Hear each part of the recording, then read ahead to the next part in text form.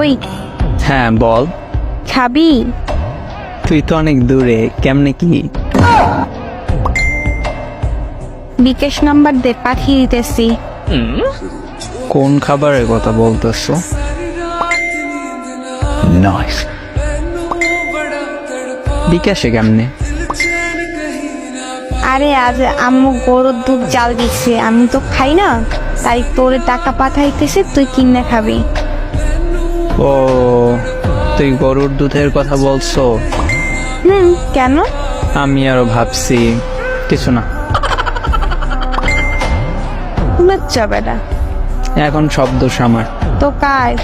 নিজেই তো বলছো খাবি। সব নেগেটিভ ভাবো তো আমার কি দোষ? এইভাবে বললে কেউ বুঝবে না গরুর দুধ খাওয়ার জন্য বলছো।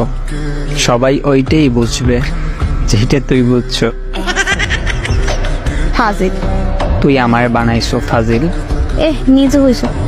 জি না, এমন খাবি খাবি বললে এমন বানাইছো।